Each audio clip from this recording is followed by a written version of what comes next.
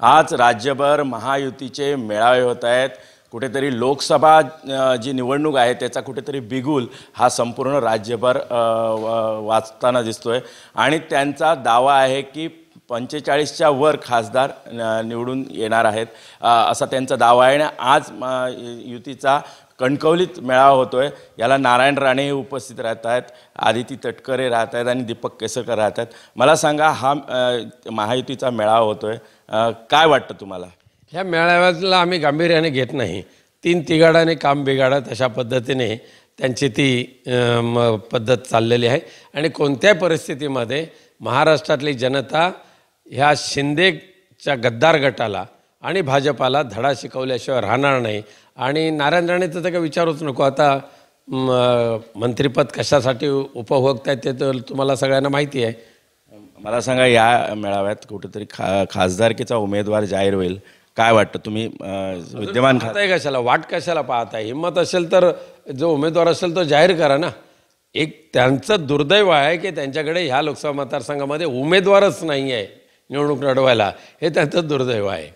मला काल तुम्ही रत्नागिरी दौऱ्यावर होता आणि यावेळी तुमची आणि उदय सामंत यांची चर्चा झाली, भेट झाली आणि यामुळे कुठेतरी संपूर्ण महाराष्ट्रात एक वेगळी वातावरण आहे। काय नक्की घडलंय? हे बकवासगिरी ज्या पत्रकाराने किंवा कुठल्या उपटसुंबाने केलेली आहे त्याच्या बुद्धीची मला कीव करावीशी वाटते। काल मी रत्नागिरी शासकीय विश्रामगृहामध्ये असताना बाजूच्या सूटमध्ये पालकमंत्री उदय सामंत होते आणि ते स्वतः आणि कोकण आयुक्त आणि रत्नागिरीचे कलेक्टर हे सगळेजण माझ्या सूटमध्ये आले आणि म्हणाले आता आपण चला जाऊया, एवढाच तो प्रकार होता। परंतु ज्यांना द्वेष आहे, ज्यांच्या डोळ्यामध्ये कावीळ झालेली आहे विनायक राऊत आणि शिवसेना उद्धव बाळासाहेब ठाकरे पक्षाची, त्यांनी हे उपद्व्याप चालू केले। असली जी गांडुळाची जी औलाद आहे ना, पत्रकार ह्या सोशल मीडियामध्ये वावरणारी, ह्या गांडुळाची औलाद हे त्याचे पालन करते कोण आहेत ते माहिती आहे लोकांना, त्यामुळे आम्ही त्यांना किंमत देत नाही। विशेष म्हणजे जो मिलिंद देवरांचा जो मतदारसंघ म्हणजे खरे अरविंद सावंतांचा मतदारसंघ आहे, तिथे कुठेतरी देवरा हे आज शिंदे गटात जात आहेत अशी चर्चा आहे।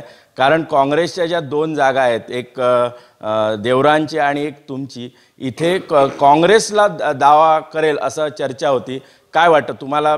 काय वाटतंय? मिलिंद देवरा केवळ स्वार्थापोटी ते शिंदे गटामध्ये जात आहेत, परंतु या स्वार्थीने संधी साधू लोकांना त्यांची जागा दाखवून देण्यासाठी दक्षिण मुंबईतले मतदार सज्ज झालेले आहेत।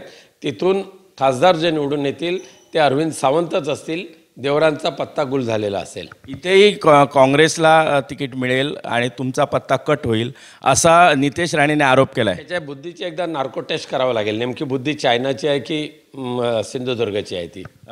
सध्या राम मंदिराचा मुद्दा आहे आणि यावेळी जो काळाराम मंदिर आहे तर तिथे द्रौपदी मुर्मू यांना निमंत्रण हे उद्धव ठाकरे यांनी दिलंय, काय सांगाल? खरं आहे, दुर्दैवाने ह्या देशाच्या राष्ट्रपती, महामहिम राष्ट्रपती हे आदिवासी आहेत आणि त्याच आदिवासी भिल्लिनीच्या हातची बोरं प्रभू रामचंद्रांनी टाकलेली आहेत भक्तीने।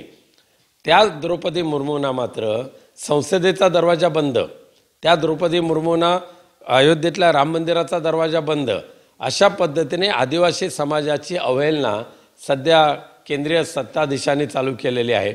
आणि म्हणून आम्ही आमच्या सन्मानाने ज्या प्रभू रामचंद्रांनी नाशिकच्या पंचवटीमध्ये वास्तव्य केलं होतं, त्या पंचवटीच्या काळारामाच्या दर्शनाला यावं असं निमंत्रण आम्ही मोठ्या मनाने दिलेलं आहे। आता महायुती मेळावा घेते, महाआघाडीचा केव्हा मेळावा असेल? आमचे आघाडीचे मेळावे तर चालूच आहेत, प्रत्येक पक्षाचे वेगवेगळे नेते चालू आहेत। आम्हाला महाविकास जे एका युती वगैरे आहे ही नाचते म्हणून आम्हाला नाचायची गरज नाही। आम्ही आमची जी चाललेली चाल आहे ही हत्तीची चाल आहे आणि नक्कीच आम्ही यश संपादन करणार। नारायण राणेंना कुठेतरी लोकसभेची उमेदवारी मिळते अशी चर्चा आहे, कुठे मिळते ही नाही, मात्र काय सांगाल? तुमच्यासमोर उभे राहिले तर काय? उभं राहावं त्यांनी, मला काय हरकत नाही, फक्त त्यांनी लिहून ठेवावं 2.5 लाखाच्या फरकाने त्यांचा पराभव होणार। कुठेतरी त्यांचेच पुत्र म्हणतात की तुमचा 2000 सुद्धा मतं मिळणार। त्यांच्या पुत्राच्या बुद्धीची अजून मला कीव करावीशी वाटते। त्यांची बुद्धिमत्ता आणि त्यांची अफाट प्रगल्भता ही अख्ख्या फक्त भारतीय जनता पक्षाच्या वतीने भुंकण्यासाठी आहे, कोणते भविष्य वर्तवण्या एवढी त्यांची ताकद नाही आहे। हे होते विनायक राऊत यांनी अनेक मुद्द्यांना स्पर्श केला आहे. मात्र नारायण राणे यांनी उभंच राहावं असं चॅलेंजही विनायक राऊत यांनी दिलं आहे. सुरेश कौलगेकर, जय महाराष्ट्र, कुडाळ, सिंधुदुर्ग.